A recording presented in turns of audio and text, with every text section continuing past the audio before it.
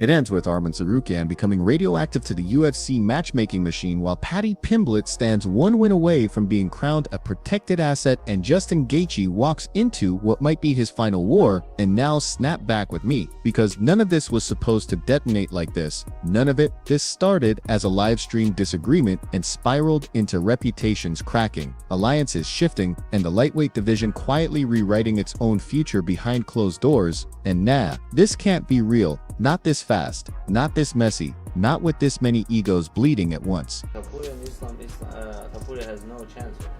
Whatever. Do you think Tapuri can beat Islam? Yeah. Bro, you no, at 170, MMA, no. bro. At 170, no. At 155, yes. Like working in the interview, guy. You know shit about MMA. I do. There's no way Ilia Topuria can't. What's good, bro? Because the moment Arman Tsarukyan exploded at MMA Guru on that livestream, the tone shifted from banter to something darker, something personal, something dangerous, and you could hear it in his voice when he questioned Guru's MMA knowledge. That wasn't trash talk. That was a man feeling disrespected by the entire narrative machine. Like everyone keeps talking about his division without asking the one guy who's actually willing to fight anyone, anywhere. And tell me you didn't feel that edge sharpen mid-sentence. Tapuri and Islam, Tapuri has no chance. Whatever. Do you think Tapuri can beat Islam? Yeah. Bro, you no, at 170, MMA, no. bro. At 170, no. At 155, yes. Like working in the interview, guy. You know shit about MMA. I do. There's no way Ilia Topuria can't. What's good, bro? Yeah, of course. Okay, 165. No, it's 170 as well. Islam fighting 170, he's not 155 fighter. Yeah, that's why I said at 170 I don't think so, but it's close. But at 155 I think Ilia can beat Makhachev, yeah. Very good. No. He has just boxing, that's it. He has grappling too. Where? He submitted Bryce Mitchell. Bro, Bryce Mitchell, zero wrestling. He ended up on top of Oliveira, he got him in a crucifix. That's good, right? Bro, I need the fight to show you. Okay. I want to see that fight too, man. We need that. Then came the grappling challenge, $15,000, a public humiliation wrapped in a joke. And Arman didn't just win, he erased the conversation. Because when Guru couldn't even sniff a takedown, it wasn't about money anymore, it was about hierarchy. About who gets to talk and who gets exposed. And Arman, laughing it off as the easiest payday of his career, felt less like humor and more like a warning shot. Like he was saying, I can embarrass narratives whenever I want. Easy money. Easy money? Yeah. Easiest thing you've ever done? No, yesterday I made 40K for 1 minute, but just slam a couple fat guys. Oh my God. Okay. What the fuck?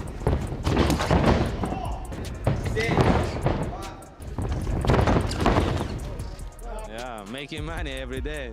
And that's where the paranoia creeps in. Because why did this moment hit so hard? Why did it travel so fast? Why did it feel like everyone immediately picked a side? Because moments like this don't stay isolated. They echo into matchmaking rooms, into promotional plans, into who gets pushed and who suddenly becomes inconvenient. And I keep thinking someone behind the scenes didn't like how easy Arman made that look. Didn't like how much control he showed. Tom Hardy, a couple weeks ago, he mentioned that he was offered a grappling match against you December 30th. Did you get that offer? Yeah, I got that offer, but he couldn't come because of he was filming something. I don't know. He's yeah. So, but maybe in the future, why not? Now cut to Paddy Pimblett and Justin Gaethje. Because while Arman is burning bridges, Paddy is lighting fireworks, talking big, smiling bigger, projecting confidence like it's armor. And the tension here isn't just about styles, it's about timing, because Paddy knows this is his moment. And Arman openly rooting for Gaethje isn't just preference, it's strategy. It's him saying, if Justin wins, I get my shot. If Paddy wins, I get stuck waiting while the division plays games. Yeah, he wants me to get hurt because I'm not gonna fight him. I'm a nightmare for him, and he knows that if we're gonna fight, he's gonna lose, and he's gonna try not to fight me on his whole life. And I hope Justin Gaethje gonna knock him out and send him back to England, and he can eat his I don't know what he's eating there, chicken or whatever. Listen carefully to what Arman is actually accusing Paddy of, because it's not cowardice, it's calculation. He's saying Paddy knows exactly which matchups derail the hype train and exactly which ones keep it rolling. And when Arman says Paddy would rather see him sidelined than face him, that's not bitterness. That's an insider calling out how stars are curated, and I swear someone is lying about how organic this rise really is. So how do you think you're going to get this one done?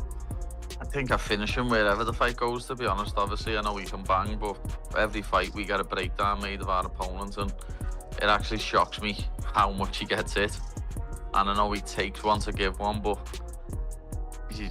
you can't really just do that at this level. That's why he's lost to people like Eddie Alvarez, Dustin Poirier, Charles, because you can't just take one to give one. And I'm not going to just be standing there to let him hit me back. You know what I mean? So be using me range, keeping him on the outside, and I've got a feeling I'm going to knock him out, to be honest. I don't know what it is. I've just got a sneaky suspicion I'm going to knock him out.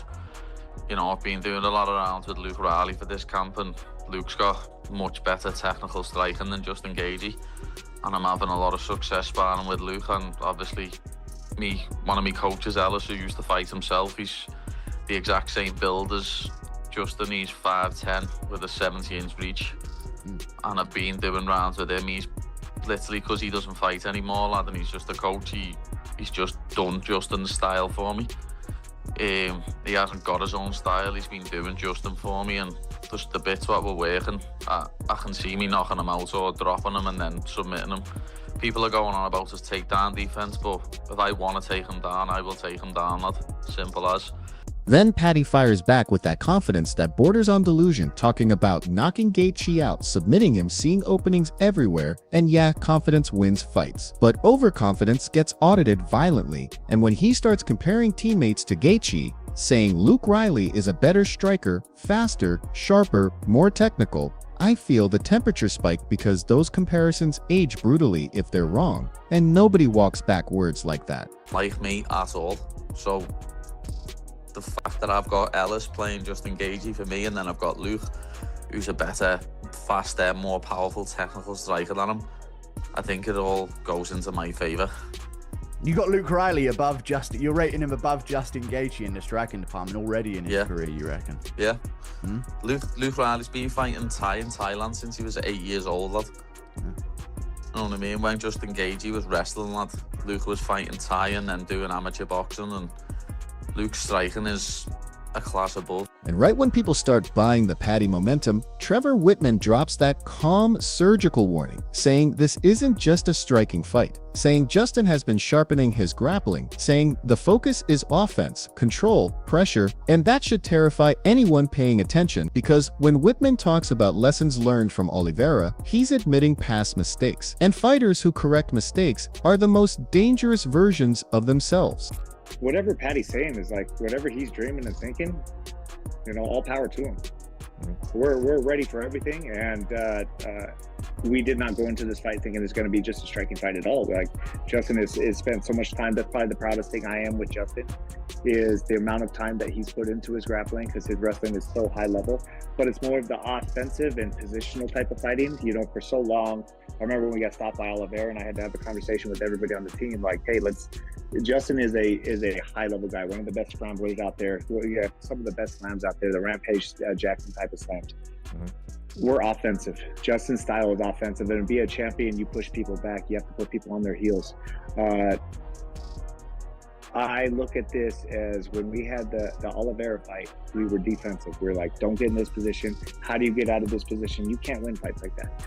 And you have to win offensively. Here's where my trust issues kick in hard, because Arman openly says the UFC is protecting Paddy, fast-tracking him, shielding him from matchups that could kill the star. And whether you like Arman or not, that accusation sticks because it aligns too perfectly with how things feel, like Gaethje is being positioned as both a test and a sacrifice. And I keep asking myself, who benefits no matter who wins this fight? Everybody knows they trying to keep Paddy Pimblett. They want to make him a champion because it's his chance to be a champion. They know that if they're gonna put me against him, he's gonna lose, and the star is gonna be gone.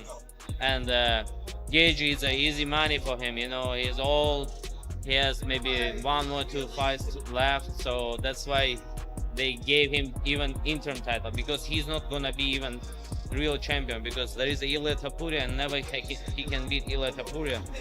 And then Arman drops the line that really messes with everything, saying he was told flat out he's too dangerous, too risky, too controversial to be placed on certain cards. And think about how insane that is. A fighter punished not for losing, not for ducking, but for being hard to manage. And if that's true, what else are we not being told? What conversations are happening where talent takes a backseat to optics? But do you feel like you're not getting the opportunity that you truly deserve? Of course, I already supposed to fight in June versus Ilia Topuria and fought Oliveira. And then I was a backup. I made my weight. I was a backup. I was ready. And then I supposed to fight for the title. And then they said, no, you gotta do one more fight. I said, okay, no problem. Give me anybody. They gave me Hooker. I went there, just maul him and beat him so easy, choke him out. And then I supposed to fight for the title. Yeah. And then they said, yeah, you're too dangerous to push you in the first card on the Paramount, because headbutt, pull out, beat fan. That's why they said you gotta wait. And I said, okay, what I can do? Yeah. I'll just wait, and I know my belt is not gonna it's gonna be mine. I work. With Arman lists everything he's done, making weight as a backup, mauling Hooker, waiting patiently, only to be told to wait more. It doesn't sound like entitlement. It sounds like a man realizing the system doesn't reward compliance the way it pretends to, and the scariest part is how calm he is about it. Like he knows something we don't. Like he's been promised something that hasn't surfaced yet. If Paddy beats Justin, none of this matters because they ain't gonna fight. But if he loses, I think we might see this fight happen pretty quickly, because remember, 1 week after UFC 324, I'll be there. The week after, I'll be there as well in Sydney, Australia. UFC 325 is happening. Dan Hooker's going up against Benoit Saint-Denis. And if Dan Hooker wins, if Dan Hooker loses, it doesn't matter. If Paddy Pimblett loses, that's going to be the next fight. Simple as that. And right now, Paddy Pimblett is not making any friends in the lightweight division. And you know what? It doesn't matter, because guess what? None of these are his mates. Whether he's a good mate or he's a bad mate, none of that matters. You're here for yourself. It's me, myself, and Irene. For you, your family, your loved ones. You're trying to build a better life. None of these people that you're going to step foot in an octagon with are your friends. None of them give a shit about. Then Bisping steps in talking about backup plans for Paddy. Dan Hooker waiting in the wings if things go wrong. And that's when it clicks that Paddy has multiple off-ramps while Arman is stuck on a single narrow road.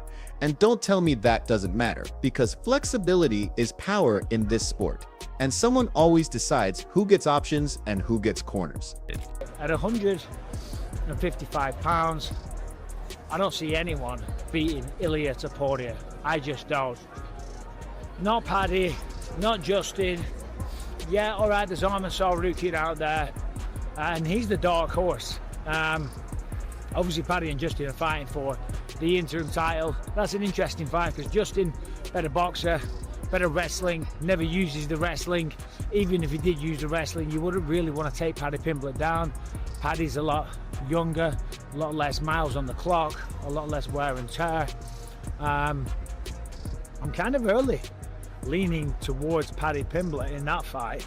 But who's the undisputed champ at the end of 2026? So yeah, 2026, Topuria will still be the champ. Yeah, there's Arman Tsarukyan out there, but I don't think that fight will materialize just yet. And just when you think it can't get messier, Bisping casually drops that Ilia Topuria might hold the belt through 2026, brushing past Arman like an unresolved glitch, acknowledging the threat but postponing the collision, and that delay feels intentional, like the UFC knows that matchup changes everything, and they're not ready to pull that trigger yet. And lad, people are saying like Justin Gaethje, he's older than that lad, he's 2 years older than Dan Hooker. That's true. Dan Hooker can't pull. Dan Hooker couldn't grapple a rapist off his ma. You know what I mean? Okay, strong statements about Dan Hooker there. The Dan Hooker comment explodes, and suddenly Paddy isn't just confident, he's reckless, dragging family into trash talk, and you can feel the shift from hype to backlash instantly. Because lines were crossed, attention drifted, and rivalries stopped being fun and started being personal. And moments like that have consequences even if people pretend they don't. And he just tech-balled him. Arman Tsarukyan is that guy. This was not supposed to happen. This was not supposed to happen, not this way. Meanwhile, Arman is out here dominating grappling events, embarrassing NCAA finalists, proving he's not just dangerous but adaptable, and every performance like that quietly undermines the idea that he needs more seasoning. Because how do you justify delaying a man who keeps validating himself outside your cage? And why does that make some people nervous? Justin Gaethje is fighting Paddy Pimblett coming up. Who do you favor? I want Justin to beat Paddy.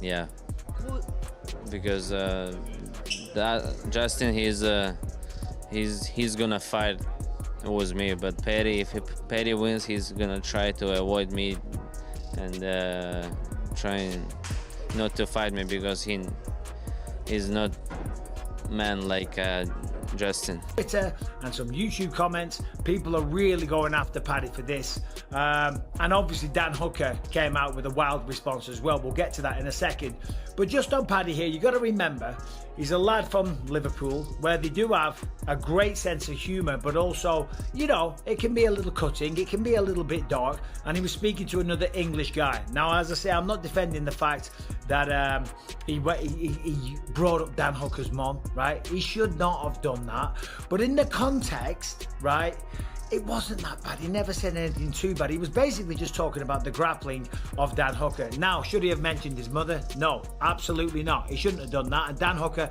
has got absolutely every single right to be as pissed off as what he is, okay? And I just want to say he has no grappling. He trains with bullshit guys. He never compete even the high level. He never compete in jiu-jitsu or grappling. I saw him. He had a fight, grappling fight, and he tapped or he lost. So he's a trash can in the grappling and the wrestling. Then there's the Tom Hardy reveal, which sounds funny on the surface but tells you everything about Arman's profile. Because stars want to grapple him, promotions want him, audiences are curious, and yet the UFC is hesitant. And that contradiction doesn't resolve itself without friction, and friction always sparks something bigger eventually. He's been grappling a lot. I know you don't want to talk about him, but how do you feel about his, his grappling tournaments? Lad, I heard he nearly got triangled by a what's his name? Shara Magomedov. Yeah, he nearly got triangled by him, and he can't grapple to save his life either. It's a tough He's a one. striker, and he nearly got triangled by him. Know what I mean? Yeah. Have you ever got any interest of taking those sort of exhibition type things? You know, RAF have got this kind of like grappling thing. Is there ever been like a reach out for like a let's do a grappling match for Pimblett, or is that? I don't know. Before I was in the UFC years ago, when I was coming back from an injury, I done Polaris one time against Stevie Ray. Caught me in a leg lock. That's like the only one I've done in the past 10 years or something like that. I used to do grappling competitions all the time when I was younger and stuff like that, but obviously I'm focused on fighting now. I don't, like, he can go off and do all these other things if he wants, lad, but hopefully he takes his neck doing them. Okay. I think Paddy obviously needs to do what he does really well, which is fights out long, right? He uses those kicks up the middle. He's got a good knee that we saw him land against Chandler, and then almost kind of land your points and force Gaethje to try to close the distance, and that's when I would try to wrestle. He looks huge to me in a good way nowadays, Paddy. I'm always impressed. It seems like he's getting fitter and fitter, further and further out from these fights as well. We only see fat Paddy for a little bit. Gaethje, I think keeping it on the feet, boxing in close, and just trying to murder the legs like he always does is something that he needs to do. I don't know if testing Paddy's jiu-jitsu is the move for Gaethje, so it'll be interesting, man. But I think Paddy's got a goddamn good chance. We see that Arman Tsarukyan is so active in grappling, you know? Listen, man, this guy might just be the best lightweight in the world. Since Islam's gone, he's really good, man. He's big, he's strong, he's physical. The champion, Ilia Topuria, is tremendous. I think Ilia and Arman are the two best guys in the world. I think they need a fight at some point because I think Paddy Pimblett is awesome. Justin Gaethje is awesome.